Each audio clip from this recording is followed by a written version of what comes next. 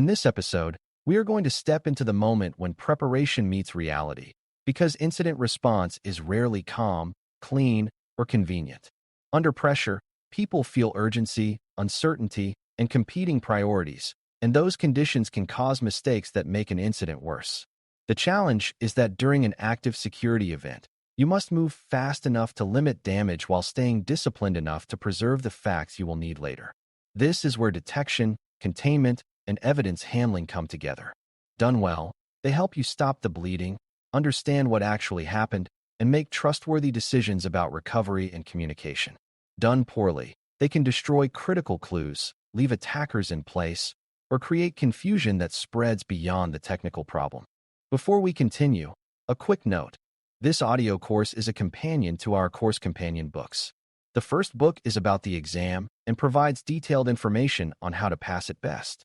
The second book is a Kindle-only ebook that contains 1,000 flashcards that can be used on your mobile device or Kindle.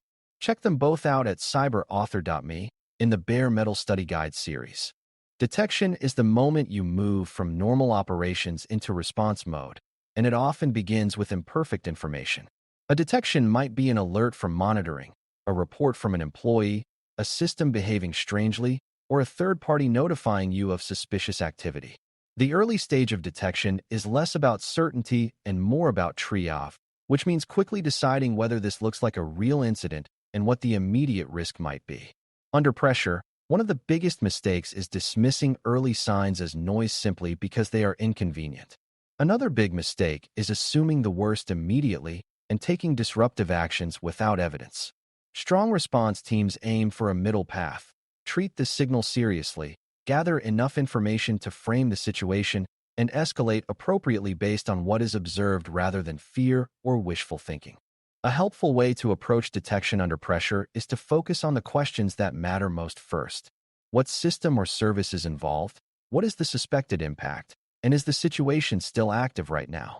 You also want to know what kind of incident this might be, such as unauthorized access, malware infection, data exposure, or account compromise, because that shapes what you do next.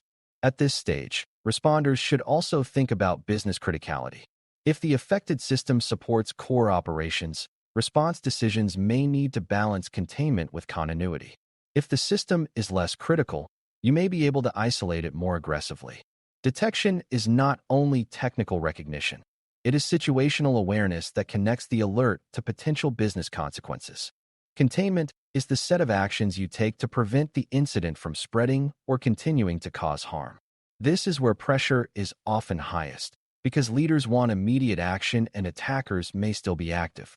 The purpose of containment is not to fix everything instantly. It is to reduce the attacker's ability to move, steal, or destroy while you work to understand the incident more fully. Containment might include isolating a system from the network, disabling a compromised account, blocking suspicious connections, or limiting access to sensitive data. The key is that containment should be purposeful and measured. If you contain too little, the attacker continues operating. If you contain too broadly without understanding dependencies, you can cause unnecessary outages and create chaos that makes investigation harder. One of the most important containment concepts is choosing between short-term and long-term containment. Short-term containment focuses on immediate harm reduction, such as cutting off an active intrusion path or stopping malicious processes. Long-term containment focuses on stabilizing the environment so the attacker cannot regain access while remediation and recovery proceed. Under pressure, teams often rush into long-term actions without fully understanding the situation, which can lead to gaps or unintended consequences. For example, changing passwords across an environment may be necessary, but doing it without understanding which accounts are compromised can cause operational disruption without actually removing the attacker's foothold. A disciplined approach separates immediate steps from sustained stabilization, using evidence gathered during investigation to guide larger changes. Evidence handling is the discipline that keeps your understanding of the incident grounded in facts rather than assumptions. Evidence includes logs, system snapshots, alerts, user reports, and any artifacts that show what occurred. Under pressure, people sometimes rush to delete suspicious files, reboot systems, or wipe machines to restore service quickly.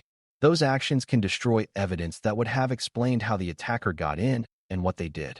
If you destroy evidence too early, you may restore systems only to be reinfected because the root cause remains unknown. Evidence handling is not about delaying action indefinitely. It is about preserving critical information before changes are made, so that containment and recovery decisions remain informed. A practical way to think about evidence handling is to treat systems like crime scenes, even when the incident is not criminal in the legal sense. If you walk through a crime scene and move everything around, you make it harder to reconstruct events later. In cybersecurity, evidence is often fragile because logs can roll over, memory contents can disappear when systems reboot, and attacker activity can be overwritten by normal system processes. Under pressure, teams should prioritize capturing volatile evidence first, which is evidence that disappears quickly, such as running processes, network connections, and in-memory artifacts. After that, they can focus on more stable evidence, such as log files and configuration records. The exact methods can vary, but the principle remains the same. Preserve what is most likely to vanish before you change the environment. Chain of custody is an important concept for evidence integrity, especially if incidents could lead to legal action or regulatory review. Chain of custody means you can show where evidence came from, who handled it, when it was collected, and how it was stored. Even if a case never goes to court, this discipline protects the credibility of your investigation. It reduces the chance of accidental alteration and helps ensure that findings are trustworthy. Under pressure, chain of custody can feel like paperwork, but it is really about maintaining confidence that the evidence reflects reality. If evidence is mishandled, it becomes easier for conclusions to be challenged later, which can complicate decision-making and reporting. Detection, containment, and evidence handling must also be coordinated carefully because actions in one area can affect the others. If you isolate a system, you may cut off attacker activity, but you may also lose the ability to observe what the attacker is doing in real time. If you block certain network traffic, you may stop data exfiltration, but you may also disrupt logs or monitoring visibility. Coordination is why incident response roles matter so much. Someone must lead the effort and ensure that containment actions are aligned with evidence preservation priorities. Under pressure, teams that communicate clearly and follow a shared plan tend to avoid conflicting actions that undermine investigation. Communication discipline inside the response team is part of execution under pressure. Technical staff need a shared understanding of what is known, what is suspected, and what actions are being taken. If people take independent actions without coordinating, the incident picture becomes fragmented. Changes made by one person can confuse another person's investigation, and duplicated containment actions can cause unnecessary disruption. Clear internal updates help the team maintain a consistent timeline and reduce misunderstandings. This is also where accurate note-taking becomes essential. Under stress, memory becomes unreliable, so capturing decisions and actions as they occur preserves the narrative of the incident. A key challenge under pressure is balancing speed and certainty. Leaders often want answers immediately, such as whether data was stolen or whether systems are safe. Early in an incident, those answers may not be available yet. A disciplined response provides honest status updates without guessing.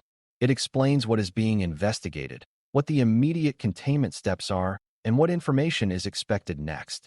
This approach maintains credibility. Guessing can lead to false reassurance or unnecessary alarm, both of which harm trust. The ability to communicate uncertainty clearly is a sign of mature incident response under pressure. Another important behavior under pressure is avoiding premature recovery steps. The urge to restore operations quickly is understandable, but restoring before containment and evidence handling are solid can allow attackers to persist. If the attacker still has access, recovery can become a loop where systems are restored and compromised again. Executing response effectively means confirming that the intrusion path is understood and blocked, or at least that the environment is stable enough to proceed safely. This does not require perfect certainty, but it requires enough confidence that you are not simply resetting the clock while leaving the attacker's foothold intact. The final idea to hold on to is that execution under pressure is built on practice. When teams have practiced playbooks, they waste less time debating basic steps. When teams have trained on evidence preservation, they make fewer destructive mistakes. When teams have rehearsed containment decisions, they choose actions that limit harm without causing unnecessary outages.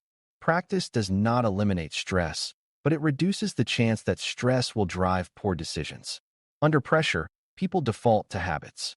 The goal of readiness is to make disciplined response the habit. To conclude, executing incident response under pressure requires a steady balance between urgency and discipline. Detection provides the initial signal and frames the situation. Containment reduces ongoing harm and limits attacker movement. And evidence handling preserves the facts needed to understand root cause and scope. These elements must be coordinated carefully because actions can interfere with visibility and investigation if they are not planned. Clear internal communication, honest status updates, and avoidance of premature recovery protect both operations and credibility. When teams execute these steps with structure, they limit damage, preserve trust, and create the foundation for effective eradication and recovery after the immediate crisis is stabilized. Thanks for listening. For more audio courses, daily newsletters, and more, please visit BareMetalCyber.com.